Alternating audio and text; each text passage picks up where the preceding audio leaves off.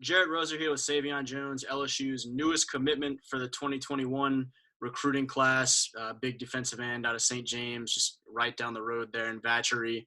And Saivion, I know it's been a big week, and probably your phone and computer and everything else have been blowing up like crazy. So I appreciate your time, man. How's everything been going? Everything been going great. This spring has been such a weird deal, and it certainly leads up to a lot of excitement this week for you getting to commit to the home state LSU Tigers, reigning national champs, and all of that. But I mean, for a guy like you, obviously big football standout. Usually, this is a lot of camps and visits and stuff like that. Also, basketball and track.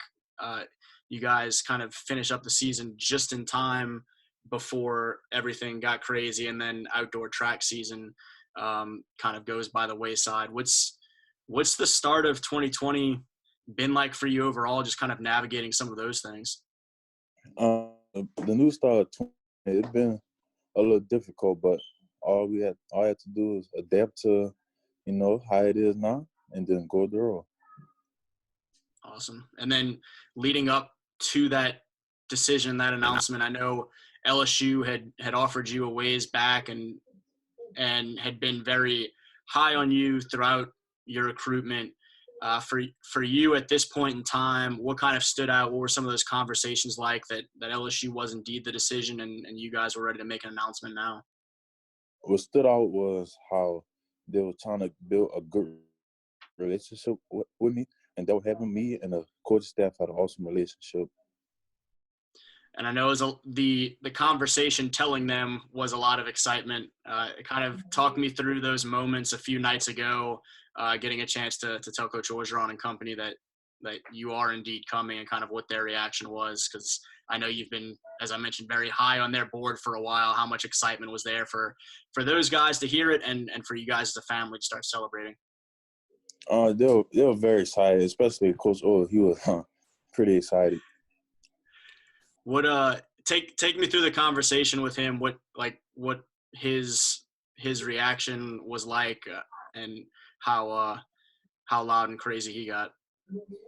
So yeah, it was me, Coach O, and my football head coach, Coach Valdez, and we sat down. We talked with him over the phone, gave him a piece about how I wanted to commit it, and he was screaming.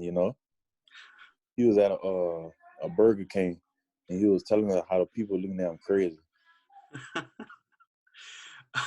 That's pretty classic Coach O, I guess. Yeah.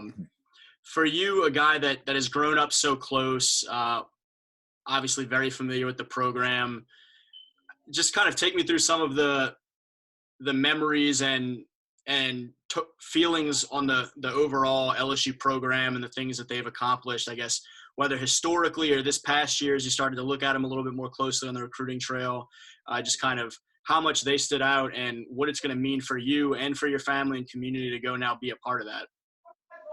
Yeah, this stood out a lot, and going to them will really help benefit me and my family because, my mom was a single mom, and she has other children to take care of, and knowing that I'm right here from home, it takes a lot of stress off our shoulders. You join a class that Coach O and company have been building that is already – there's a dozen guys committed now with you for the 2021 class, and it's been a lot of focus on defense, and you're one of four in that front seven who do kind of a few different things, or one of five now in that defensive front seven that do some different things. Kind of tell me a little bit about what your perspective is of your strongest suits getting after the passer, as well as just kind of the all-around game and what you bring to that mix.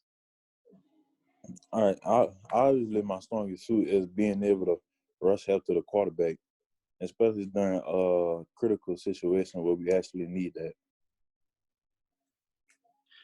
Do you know many of the other members of this 2021 class yet? It's a lot of out-of-state guys at this point, and so it's you, a guy from North Louisiana, and then guys from a lot of different states, a lot of Texas and Florida and Georgia, and really all over. Are you pretty familiar with with many of them yet? All right, no, I'm not familiar with any of them. Yeah, you guys will have to get the group text going at some point. All right, A lot of times you would have the opportunity to kind of meet each other a little bit more this spring and summer on some of those camps, but another one of those aspects of kind of the crazy spring that we're dealing with. all right. Coach Valdez talks about you and everything that you're able to do right now at St. James, but also knowing that going into your senior year and the next level, he talks about there's a lot of ceiling for you still to reach. He feels like there's a lot of potential to just continue to improve as a player. When you look at yourself, do you see those same sort of things? When you hear him say that, what does it sound like to hear? And what are some of those areas that you look at that you can continue to expand upon?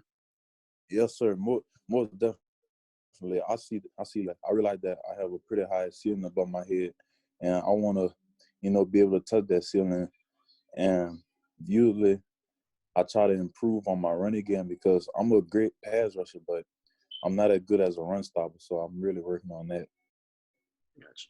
You are the number 7 ranked prospect in the state for our Rivals rankings, and that is, from what I can tell, as long as Rivals has been ranking recruits, the highest that a St. James prospect has been ranked. And even if you look at the Parish, you would be the highest since Jarvis Landry in 2011, and no one else has been higher than Jarvis and you coming from the Parish.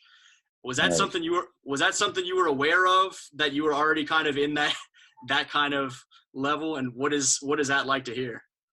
No, I never realized it. Like, never ever realized it, and it's actually a phenomenal to be at that type of level. So you're up there kind of in, Alonzo Lewis was a guy who was highly ranked that same year as Jarvis. Corey Webster was before the Rivals rankings in 2000. The rankings that I can find go back to 2001 on the internet. Obviously, some great guys recently, and Sean Preston Jr., Shamar, and so on. And now you get to kind of be one of the biggest names on that list, representing St. James. What does that mean for you to kind of be one of those people that's going to be associated with St. James as you move on to now a bigger level and have that many more eyes on you, and know that you're kind of repping the community? All right, urban the community means a lot because me being able to make it lets other people know that if they put in as much work as I do, they could do it. So it's like setting an example.